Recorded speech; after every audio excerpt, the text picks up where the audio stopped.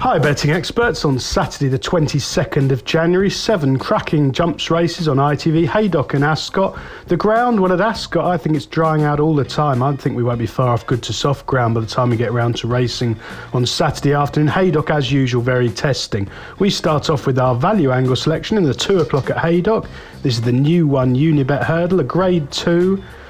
Over 2 miles, class 1 for 4-year-olds and upwards. Really good prize money, a very disappointing field. A short price favourite in Tommy's Oscar, who's clear on the figures, but I think Ollie Murphy's veteran Hunter's Call represents better value and might just be able to do Tommy's Oscar for a turn of foot in the closing stages. Now this one is 12, so it goes against the grain really to be winning a grade 2 race at his time of life, but there's no sign that his power's on the wane. In fact, he posted almost a career best effort when finishing a close third in the international hurdle at Cheltenham last time. I think that's solid form. I love the winner there, Guard Your Dreams. He's a really tough and reliable horse. Smooth traveller, Hunter's Call, just might have a little bit more speed if things fall right than the short price favourite.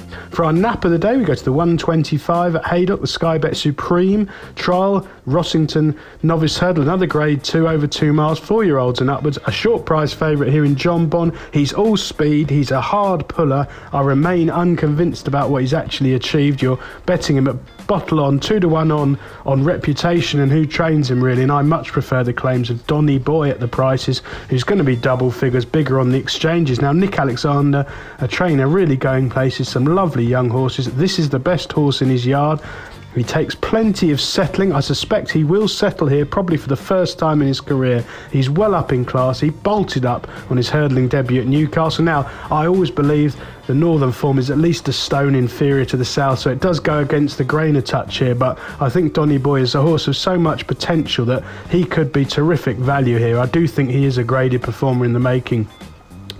He's going to be a cracking chaser down the line, and at the prices he's a sporting nap on a competitive day's racing. Let's spin through the remaining races on ITV. 145 at Ascot, a competitive handicap hurdle over 2 mile 3.5 furlongs. Unexpected Party really should have won very easily when heavily supported at Weatherby last time. Harry Skelton owned up afterwards. He said he hit the front far too soon.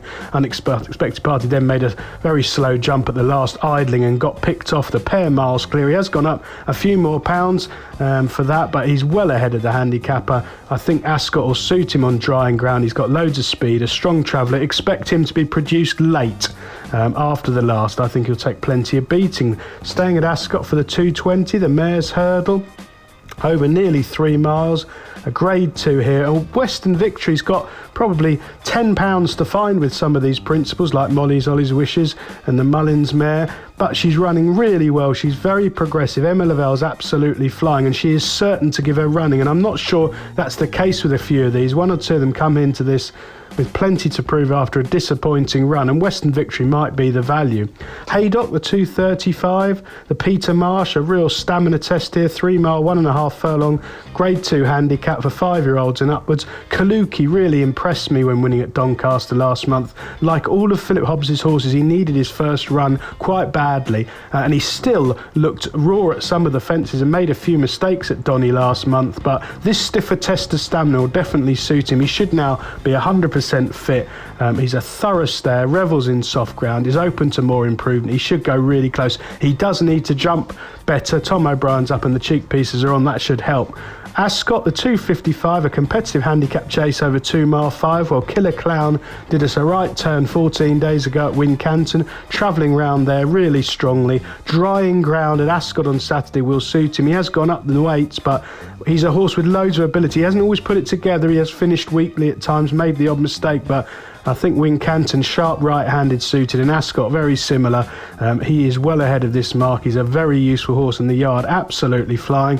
And the highlight of the day, only 4 runners, but this is a fascinating contest for the Clarence House at 3:35, grade 1, 2 mile 1. It's 4 runners. Amula Gold hasn't really got any chance, but he dropped out last. Try and pick up third place prize money if something underperforms. First Flow is going to lead. I think that's the key to the race. He's a right spoiler for Enugamine for me. Shiskin will sit third, be driven along briefly, tap for pace turning for home, but will rattle home and pick them off after the last. I think he's going to take an awful lot of beating before heading to Cheltenham. Best of luck with all 7 ITV races on Saturday, betting experts.